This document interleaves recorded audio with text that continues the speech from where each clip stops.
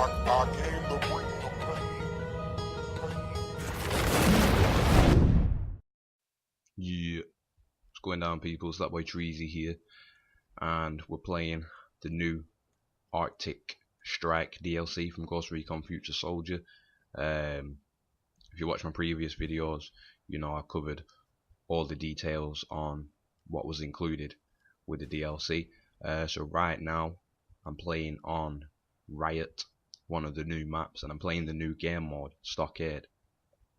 Now, as I said, you know what I mean, I covered the details on what exactly Stockade is, and I did ask the question, like, what happens once the enemy team's dead, and you know what I mean, they have not got any kills and they've not capped any objectives. Now, the only objectives that come up during a match is like just the specific one for each team, and what that basically does, if they cap that, it respawns the whole team.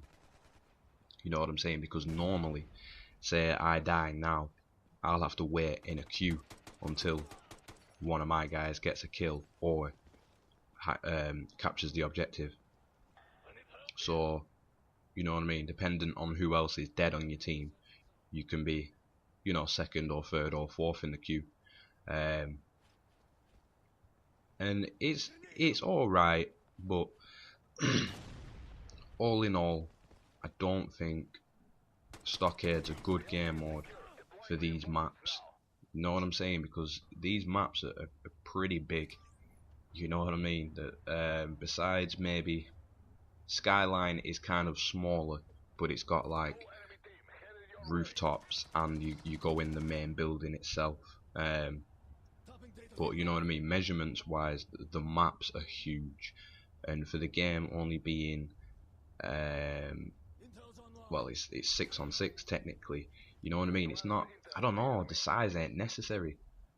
Like, it's crazy. The new maps, you can, what they've done is pretty good. When you're doing normal matchmaking, say you want to play Conflict or Decoy on the new maps, they've got a separate playlist for that now, which mixes it in with normal maps. Obviously you can vote, and pretty much every time you get to vote, there'll be a DLC map included in the vote. And obviously right now people have bought the DLC, you know, they want to play the map, so that's good. So obviously if you're playing Conflict or Decoy, you know, obviously you've got your objectives to capture, defend, whatever. You're spending a lot of time running. I mean, for me personally, you know, not being swell-headed, I'm a pretty decent player, so I do see, you know, good action on the field. You know what I mean? But for the weaker players who are going to spend most of the time dying, I feel bad for them, because they're going to spend most of the time respawning, waiting in loading screens, and spending most of the time just running around the map, because the maps are heavy, and if the teams ain't full, you're looking at some seriously boring ass matches. You know what I'm saying? I mean, you know, I'm just being honest. You know, the maps look alright. They're nothing amazing. You know what I mean? I mean, considering the game was delayed for God knows how long, and it's, you know what I'm saying, it's supposed to be all futuristic and high tech and all that shit. The maps aren't spectacular. They're alright. They are pretty decent. They are too big. But you know, visually, they're okay. They got some, you know, tight areas on each of them.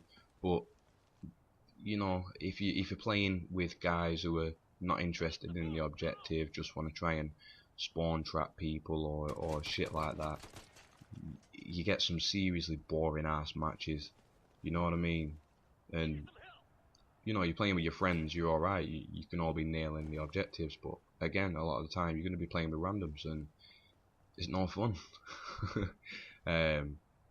You know, the DLC cost 800 points, so it's not a bad price point, to be fair.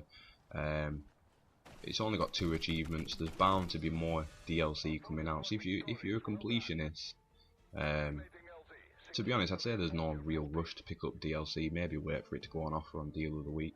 But I've got more videos coming up anyway, so stay tuned for more, and thank you for watching.